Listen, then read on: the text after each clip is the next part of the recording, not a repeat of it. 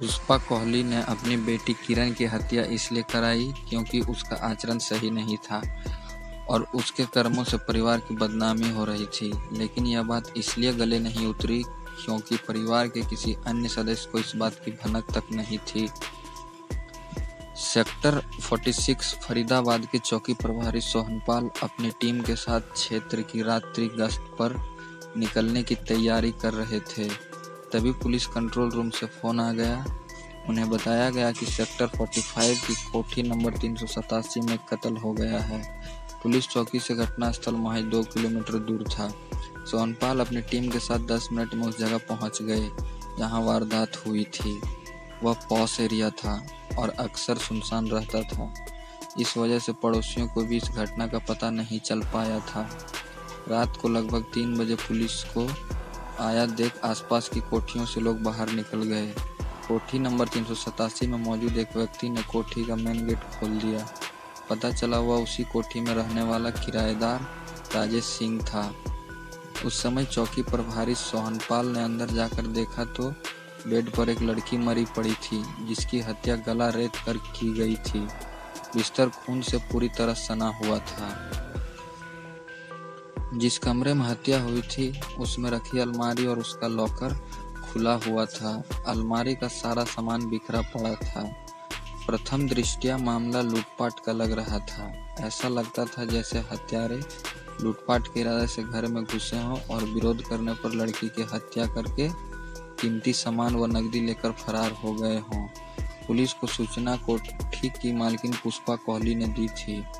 उसने बताया कि मृतका उसकी बेटी किरण है। पुष्पा के अनुसार उसका पति सुरेंद्र कोहली और 12 वर्षीय बेटा नितिन कोहली बीते दिन सुबह ही उसकी अस्वस्थ मां को देखने भटिंडा पंजाब गए थे। वारदात के वक्त पुष्पा कोहली और किरण ही घर में थी। पॉश इलाके में हुई इस सनसनीखेज वारदात की सूचना पाकर पुलिस के उच्चाधिकारी भी घटनास्थल पर पहुंच गए थे। पूछताछ में पुष्पा कोहली ने बताया कि बीती रात करीब 9:45 बजे ही जब वह रसोई में खाना बना रही थी तभी मेन गेट खोलकर बुर्के वाली 2 औरतें अंदर आई।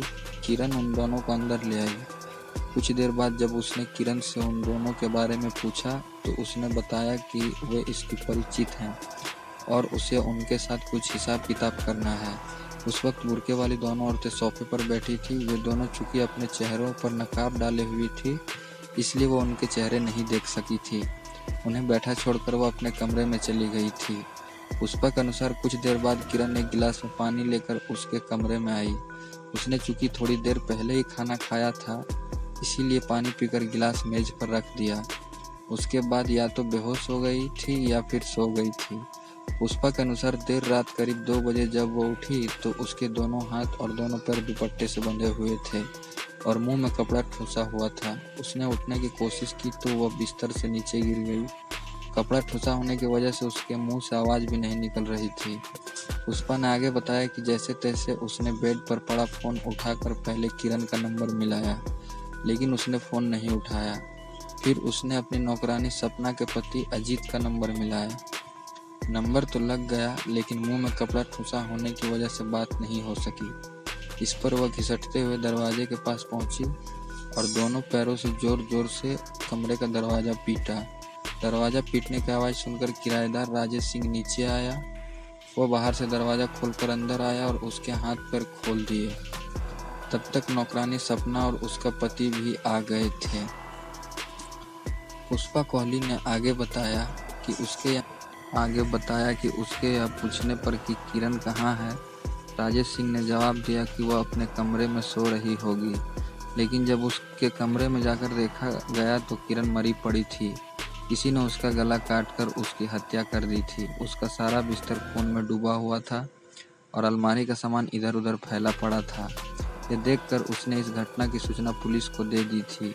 उपरोक्त बातें बताते बताते पुष्पा कोहली फूट फूट कर रोने लगी। पुलिस ने उससे नंबर लेकर उसके पति सुरेंद्र कोहली को फ़ोन करके इस हादसे की सूचना दे दी और जल्दी से जल्दी फरीदाबाद पहुंचने को कहा। इसके साथ ही पुलिस ने पुष्पा की शिकायत पर अज्ञात हत्यारों के खिलाफ धारा 302-394 के तहत केस दर्ज कर लिया। सुबह को एसीपी पूनम दयाल ने मामले की गंभीरता को देखते हुए इसकी जांच इलाका पुलिस की जगह उस समय के CI NIT incharge inspector Bimal Kumar, sub inspector Narendra Kumar और अश्विनी कुमार को सौंप दी ताकि पॉश इलाके में हुई इस हत्या के मामले से जल्दी पर्दा उठ सके। इंस्पेक्टर बिमल कुमार ने अपनी टीम के साथ मौका वारदात का मुआयना किया। उन्होंने पुलिस, फोटोग्राफर, फिंगरप्रिंट एक्सपर्ट और फोरेंसिक टीम को भी मौके पर बुला लिया था ताकि जरूरी सबूत जुटाए जा सकें। प्राथमिक कार्रवाई के बाद मृतका किरण की लाश को पोस्टमार्टम के लिए अस्पताल भेज दिया गया। पोस्टमार्टम से पता चला कि उसकी मृत्यु श्वास नली कट जाने के कारण हुई थी। अगला भाग बहुत जल्द कहानी सागर चैनल पर।